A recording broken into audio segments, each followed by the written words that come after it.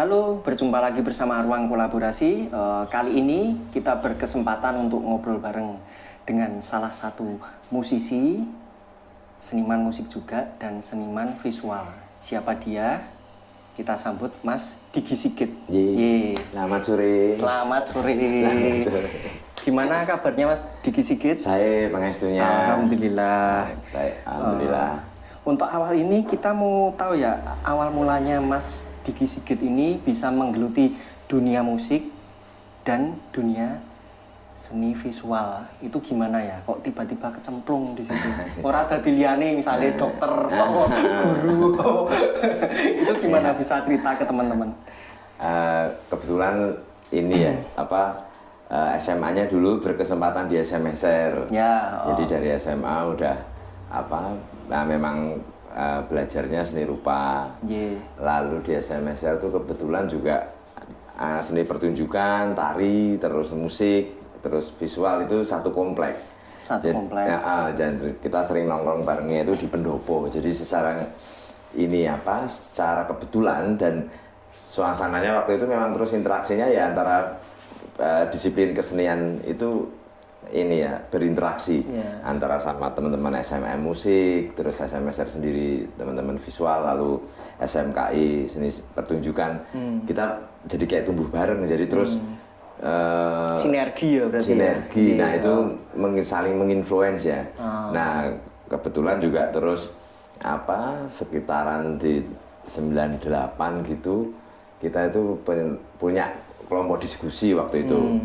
Cuma terus kita mentok antara ini notulensi diskusinya mau diapain, mau dicetak buku. Waktu itu kita juga ngukur di samping teknisnya kita nggak gitu paham, terus juga takutnya yang baca juga siapa ya. Lalu ada ide untuk notulensi kelompok diskusi kita itu disampaikan secara verbal, lalu kita dengan seadanya yang komposisi grup diskusi kita itu, kelompok diskusi kita itu ya jadilah grup musik jadinya. Oh malah musik dulu ya? Musik baru masuk ke seniman visual berarti sambil belajar seni rupa, terus sebelum 98 tuh kita ada kelompok diskusi, lalu sayang kalau notulensi diskusi ini nggak jadi apa-apa. Nah, terus yang tadi aku sampaikan, kalau mau dicetak nanti takutnya yang baca juga siapa. Lalu ya wes diceritain ulang aja. Terus ceritain ulang, ya lewat ini di notulensi diskusi itu kita alih bahasakan menjadi bahasa lirik lagu.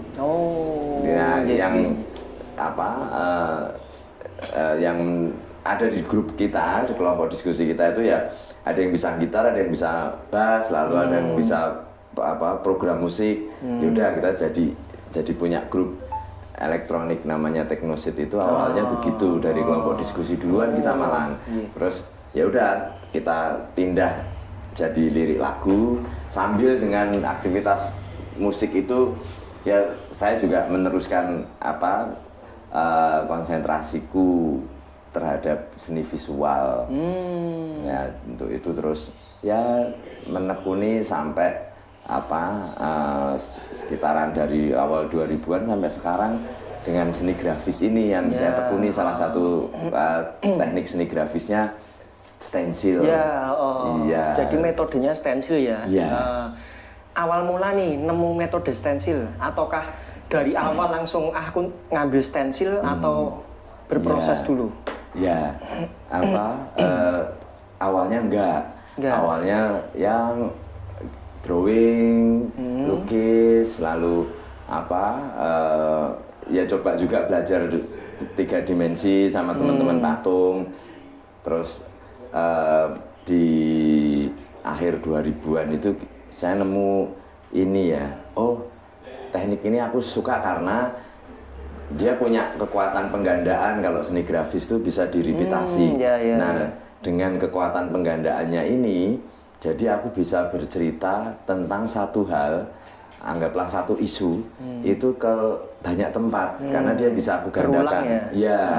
Tinggal master cetakannya aja aku gulung. Nah stensil ini kan teknisnya dia bikin lubang untuk membuat bekas warna atau cat gitu, bisa ditutul, bisa disemprot. Nah yang praktis sih pakai semprotan, kita terus pakai ini cat semprot, ya, yang lebih instan terus lebih praktis. Nah terus kalau dulunya memang sebelum ada ditemuin cat semprot, teknik stensil ini pakai tutul, dia pakai kapas, terus belakangan pakai busa, terus kesininya lagi bisa diaplikasikan dengan spray, dengan semprot. Nah itu yang juga memudahkan aku kerja, artinya bareng teman-teman street art, terus bisa satu isu, satu tema itu bisa aku bawa ke banyak tempat. Aku nemu tempat bagus, atau bagus artinya secara strategis sama dia punya problem ya. Aku biasanya mengcover situs-situs atau ruang publik kita yang nyuwun ngapunten dalam tanda kutip amoh, maksudnya nggak terawat, kotor. Nah, ya aku jadikan spot ya di situ ya. Aku ganti tempatku untuk membagi karyaku aja deh, daripada harapanku publik juga bisa paham dan sepakat ya. Aku artinya seperti teman-teman lakukan di ruang publik kita, teman-teman street art, mereka nggak melakukan apa yang dituduhkan, misalnya merusak, ngotor, karena situs-situs itu aku dokumentasiin dulu sebelumnya, posisinya nggak termaintain, nggak terawat dengan baik, lalu lebih ke arah kumuh, gitu kan. Lebih dulu awalnya juga aku mengcover simbol-simbol seksisme yang ada di ruang publik kita, nyun sewu. Misalnya gambar kelamin cowok gitu, nah itu kan agak ironi ketika misalnya anak-anak SD lewat di depannya atau di tembok yang ada gambar kelamin cowok itu, yang aku bilang ironi. Satu sisi kita ngomong soal perlindungan anak terhadap kekerasan seksual, tetapi kita nggak menyadari bahwa di ruang publik kita juga simbol-simbol seksis itu masih sering kita jumpai. Nah itu aku cover pakai karya, dan relatif lebih lebih awet ketika situs atau ruang publik kita yang kotor atau nggak terawat itu lebih awet ketika diganti dengan karya daripada cuma dicat polos lagi. Dibersihin tok gitu, cat polos lagi mungkin ya kita nggak nutup mata, memang publik kita juga cukup progresif ya, artinya mobilisasinya mereka terhadap interaksi terhadap ruang publiknya itu juga cukup tinggi. Misalnya teman-teman yang menempel publikasi usahanya, misalnya sedot WC, lalu jongki skripsi, atau yang menawarkan dana cepat gitu, atau event, bahkan teman-teman penyelenggara acara EO juga sering pakai metode nempel poster di ruang publik kita, yang ya konsekuensinya muka kita, wajah kita, ruang publik itu representasi muka kita sebenarnya. Itu yang menjadi kumuh gitu. Nah, dan itu termasuk vandal juga ya malah ya. Itu seperti dia. Itu merusak ya, karena merusak ya. Nah, aku ketika aktivitas kekaryaanku yaitu menempatkan karya di ruang publik itu dianggap vandal, itu pun aku justru pengennya yuk kita duduk bareng, kita definisikan ulang vandal itu yang mana, vandal itu yang seperti apa, agar harapanku seperti, tapi sekarang sudah terjadi, publik sudah sangat objektif. Welcome ya, udah mulai mulai belajar ya. Dan objektif, mana yang merusak, mana yang enggak, lalu mana yang aktivitas seniman, mana yang enggak, lalu karya yang mana, yang bukan karya yang mana, itu publik cukup bisa ngertiin. Itu untuk saat ini. Ya harapanku nggak cuma di Jogja, nanti dimanapun itu publik juga akan lebih objektif ya. Mana yang merusak, mana yang enggak. Misalnya publikasi caleg itu kan juga bisa dievaluasi bareng tuh. Pohon-pohon kita dipaku, ditempel, dirusak, dipaku. Tiang-tiang listrik kita tempelin kayak gitu. Kadang juga udah selesai acaranya nggak mau dibersihin. Bahkan rumahnya orang tanpa izin. Aku kan dukung ini kok. Mungkin itu juga masukan. Mereka bisa pakai metode yang lain ya, apalagi sekarang kan era digital. Publikasinya nggak perlu ngotorin ruang publik kita atau mengkooptasi, merampas ruang publik kita, itu nggak perlu. Bisa pakai media-media digital justru lebih efektif, untuk sosialisasi mereka. Misalnya itu salah satu item-item yang hadir di ruang publik kita. Makanya karya-karya yang ada di ruang publik kita pun berebut ruang dan ya dengan banyak hal itu tadi. Publikasi, terus kampanye, caleg misalnya, lalu komersialisasi ruang publik sendiri misalnya. Oh, ini ini udah dibayar oleh perusahaan ini jadi publik nggak boleh ngakses misalnya. Itu kan juga terjadi ya. Itu juga harapanku penyelenggara kebijakan publik juga dalam hal ini pemerintah juga harus bisa lebih objektif. Karena kalau aku nggak belain disiplin ilmuku sebagai seniman, tetapi ketika seniman membagikan karya ke ruang publik, mereka nggak ada tendensi lain kecuali berbagi gagasan. Kan beda dengan yang sama-sama visual tapi tendensinya kamu harus belanja, kamu harus beli, kamu harus meningkatkan konsumerismemu kan. Karya-karya seniman nggak bicara itu. Gitu. Jadi bukan juga tidak ada tendensi, enggak. Kami punya tendensinya bagaimana ruang publik kita lebih estetik, terus ruang publik kita lebih humanis, lalu ruang publik kita lebih ramah untuk semuanya. Yang aku tadi, kenapa aku cover gambar kelamin cowok, itu kan untuk anak-anak juga harus diyakinkan bahwa mereka berada di ruang yang aman. Bahwa itu ruang publik, ruang hidup kita bersama. Jadi ya dari anak-anak sampai perempuan sampai tua muda, background ekonominya segala macam, pendidikannya segala macam pun itu harus diyakinkan bahwa mereka di tempat yang aman. Nah, itu harusnya kita bangun bersama memang gitu. Nah, aktivitasku membagikan karya di ruang publik mungkin bagian kecil dari berbagi tugas yang bisa dilakukan oleh seniman. Begitu mungkin. Dan selama ini kan cuman kayak semacam jargon ya, ramah anak. Ya ramah tenan ora. Mungkin Mas Diki Sigit ini kan mengawali dengan cara yang berbeda. Dan itu nice, menciptakan ekosistem yang positif ya untuk lingkungan yang ditembak sebagai spot-spot sama Mas Diki Sigit gitu. Dan malu juga ya kayak teman-teman tahu bahwa ya Jogja ini dikasih penghargaan oleh masyarakat bahkan internasional sebagai kota pendidikan, kota kebudayaan, kota kesenian. Nah, kalau ruang publik kita nggak estetik, kan juga gimana ya? Malu. Ruang publiknya yang ngapunten kumuh, chaos gitu kan. Jadi, aduh, kok ora estetik blas ya gitu. Nah, itulah yang jadi kegelisahan saya dan teman-teman seniman yang lain tentunya yang metodenya sama, yaitu membagikan karya di ruang publik. Karena ya temboke sapa didol kan enggak.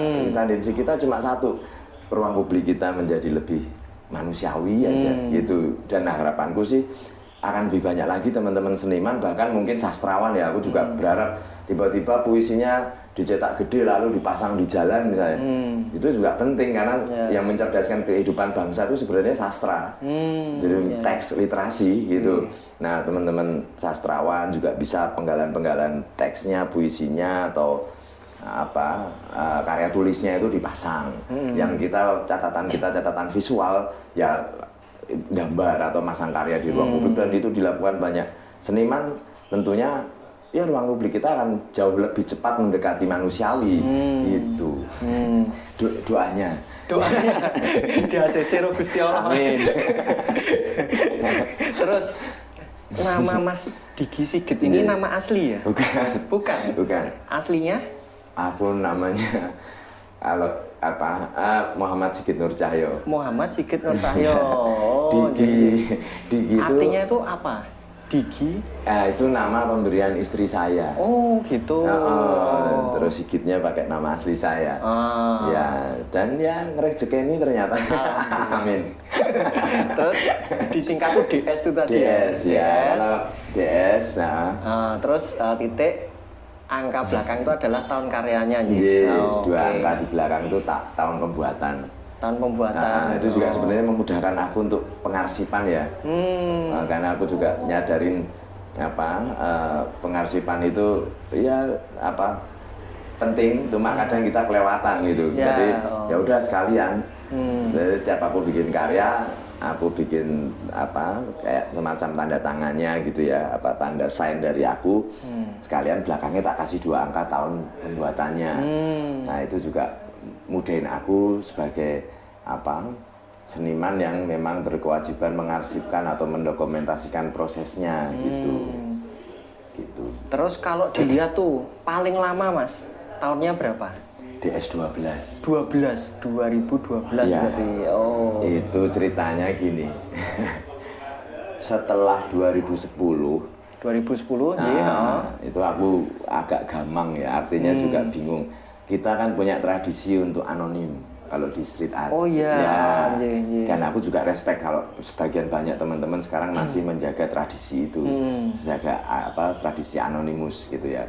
Memang karena dulu sejak 94 misalnya itu situasinya kan juga nggak terlalu senyaman sekarang kalau kita berekspresi di ruang publik gitu. Tahun 94 era Orde Baru gitu ya. Jadi even kita hanya menggambar tanpa pesan apapun itu juga akan sulit gitu. Represifnya itu cukup kuat. Jadi ya nggak mungkin kita akan ninggalin nama kita. Jadi ya hanya beneran gambar nulis. Waktu itu aku belum bisa gambar, dalam artian situasi publik itu hanya cepat untuk bikin tulisan, untuk bikin gambar nggak cukup waktunya. Nah cuma ya nulis misalnya persoalan rasisme masih juga kuat gitu ya, kita coba juga menolak untuk mengcounter itu isu-isu rasis itu. Kita jadi bikin tulisan semua bersaudara, udah lari cabut gitu ya, karena bisa sangat mungkin itu ditangkap dan dianggap berlebihan gitu. Nah, terus ngomong soal anti kekerasan, kita ngomong di samping semua bersaudara, terus nulis peace aja gitu aja. Jadi waktu itu cukup menakutkan ya. Nulis peace, damai gitu aja ya, memang situasinya memang beda, nggak sedemokratis sekarang. Terus dari situ sampai awal 2000-an itu masih aku nggak pakai nama. Lalu paling sebenarnya kelegaan setelah pasca Orde Baru itu waktu masa kepemimpinan Gus Dur. Mulai terbuka. Mulai terbuka dan kita mulai bisa istilahnya berlama-lama berkarya di ruang publik. Lebih enjoy. Nah, dari situ aku udah mulai lagi memfasilitasi passionku terhadap visual gitu. Nah, bikin gambar, tapi juga masih tetap anonimus sampai tadi yang aku bilang di tahun 2010 ketika internet ini sudah masif. Ya, udah masif. Aku beranggapan bahwa anonimus ini buatku pribadi ya, ini pendapat pribadiku, jadi kurang relevan gitu. Karena kita bisa aja kita tetap jaga anonimus, kalau tiba-tiba teman kita posting terus kita di-tag-in ya rampung. Sama aja. Ya, gitu. Terus ya dan bahkan KTP zaman dulu nggak pakai foto mata, cukup sidik jari masih agak mending ya. Sekarang database-nya semua udah terekam ya. Dan ya gimana kalau kita terus ngurus visa misalnya. Udah, jadi aku mikir terus ada satu yang akhirnya menghentikan kebingunganku itu adalah aku ngobrol dari punya banyak ada ya beberapa pengalaman yang seperti kesimpulannya seperti gini. Kalau sebuah karya itu kalau ngomong anak-anak seni rupa kan nggak ada tanda tangannya itu bodong gitu. Nah, itu karya bodong itu bisa ada konotasinya itu palsu, KW atau apa. Nah, apalagi konteksnya ketika karya ini diletakkan di ruang publik. Ini pesan itu bisa dianggap tidak serius oleh publik ketika tidak ada tanda pengenalnya dari siapa pembuatnya gitu. Jadi hanya kayak ngelempar kok jadi provokator ya gitu. Dan apesnya lagi sesuatu yang kita yakinin penting untuk kita bagi ke publik itu bisa sangat mungkin dianggap tidak serius gitu. Sehingga wis ora cetok misalnya gitu. Walaupun di era modern sekarang misalnya di hari ini, konteks hari ini teman-teman ada kadang kalau ngomongin soal konsep anonimus kan terus yang populer Banksy. Nah itu aku juga pengen bilang bahwa itu grup. Itu kelompok, itu tim kerja yang sebenarnya sangat ideal. Yang mikir konsep ada, yang eksekusi estetiknya ada, yang ngomongin pendanaannya ada, yang ngomongin dokumentasinya ada, ideal gitu. Nah kalau misalnya sedikit ini aku sampaikan juga karena sebelum dan sesudah aku residensi di London waktu itu. Terus dan ada satu pertanyaan yang sebenarnya oh iya juga ya, gini. Kemana duit yang ngomongnya karya Banksy itu laku, ya kan? Kan dilihat aja transferannya, kan udah rampung. Dan itu juga gagal juga itu sebagai konsep anonim gitu kan, gampang gitu. Kali lelang pasti akan, oke, siapa yang beli itu, terus ini duitnya kemana, itu mudah sebenarnya.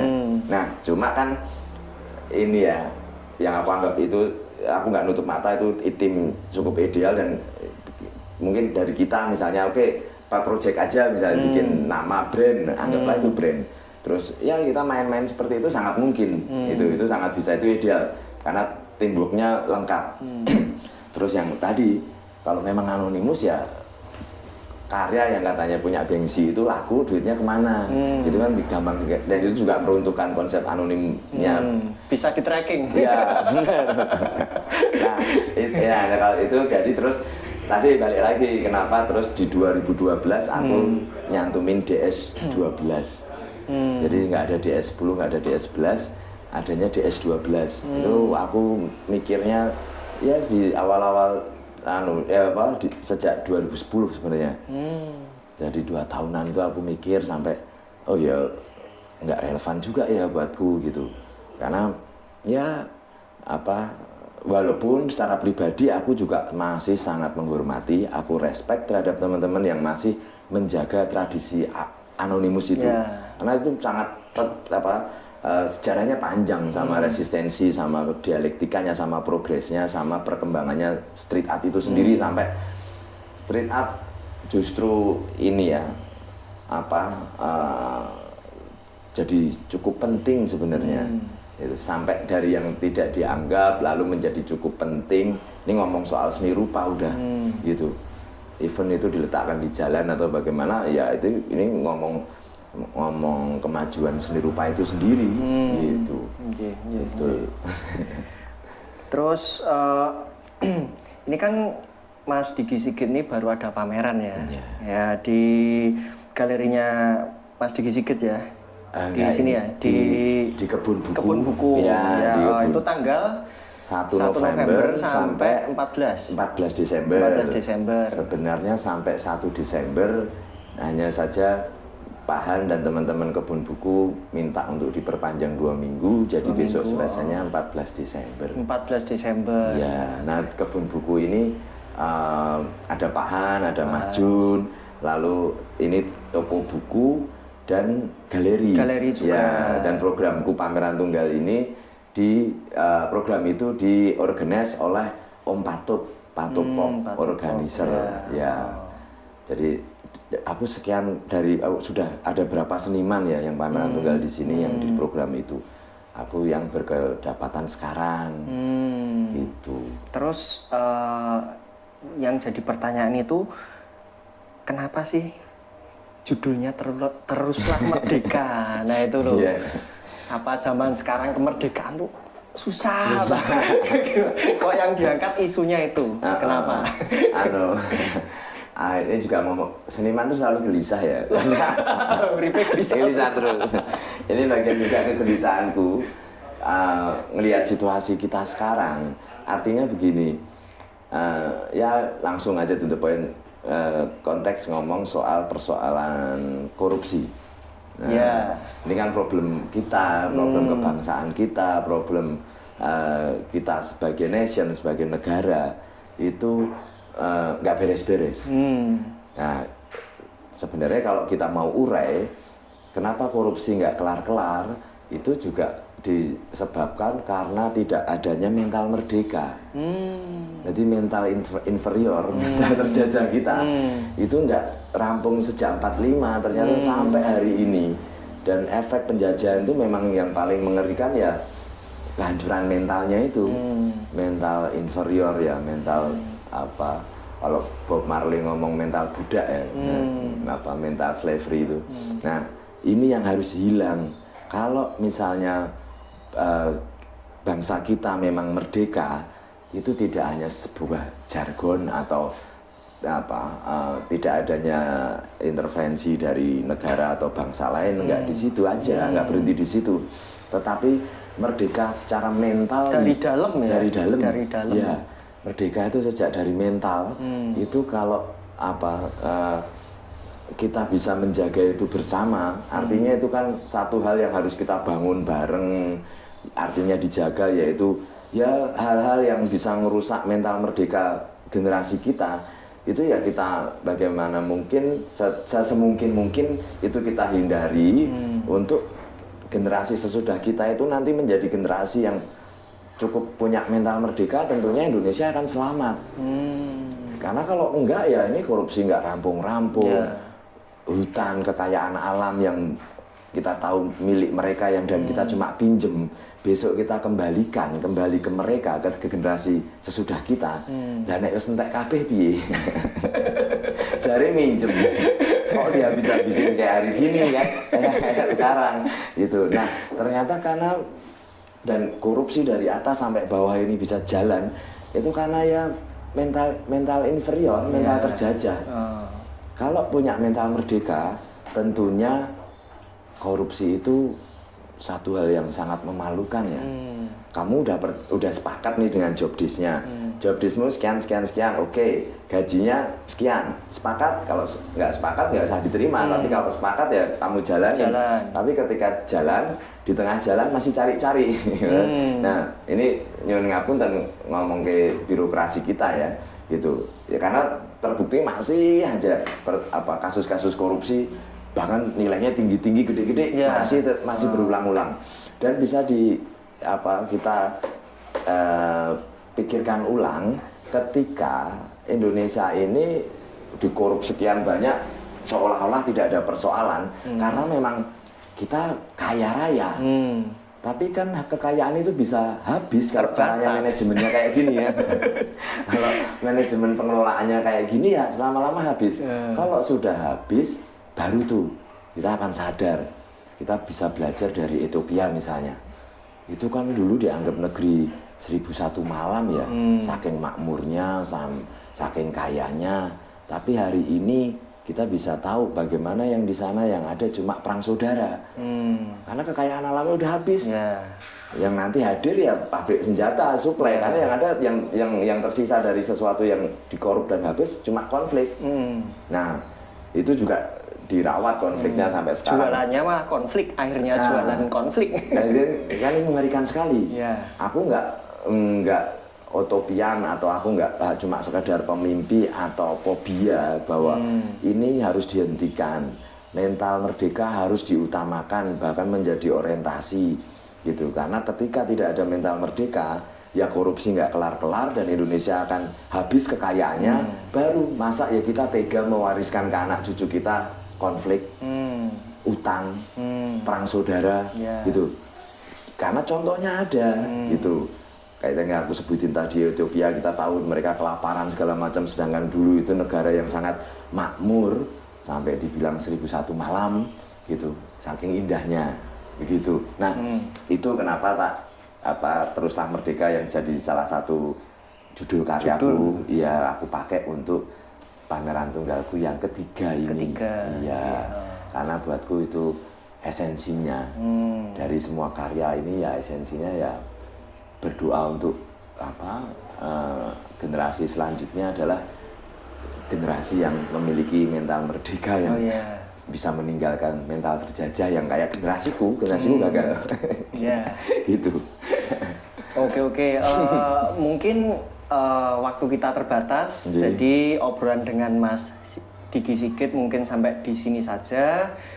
Ada pesan-pesan Mas Diki Sigit untuk teman-teman Ruang Kolaborasi? Ya, untuk teman-teman Ruang Kolaborasi, terima kasih udah diajak ngobrol buat sore ini di Kebun Buku. Dan ya sebetulnya pameranku diperpanjang sampai tanggal 14. Monggo silahkan main ke sini, nongkrong di sini, bisa baca buku, bisa beli buku sambil lihat karya-karyaku, bisa juga ketemu aku, dan karena sepanjang pameran aku usahakan Ada di sini ya? ya, nanti aku usahakan setiap harinya ada di sini untuk ya siapa tahu kita bisa diskusi harapannya, diskusi ya. atau bahkan komplain kenapa kok rumahku kamu pasangin gambar misalnya. Maaf. tapi seperti yang di depan tadi yang aku jelasin, kita juga tidak cuma sekedar menghias, tapi kita pengen ruang publik kita lebih bagus, walaupun kita juga nggak nutup mata yang memiliki properti di pinggir jalan itu cukup lelah kan sebenarnya. Ya beri pengestu aja ke teman-teman seniman untuk diperbolehkan membagi karya di ruang publik kita gitu. Itu aja, dan semangat ya, saling tepos liro, solidaritas, dan ya semangat kemanusiaan ini yang harus paling diutamakan untuk kita semua disiplin ilmu apapun sama-sama nilainya penting, punya nilai penting di setiap pos kita untuk membangun masyarakat kita yang lebih baik gitu. Dan Pengestunya tetaplah merdeka. teruslah merdeka.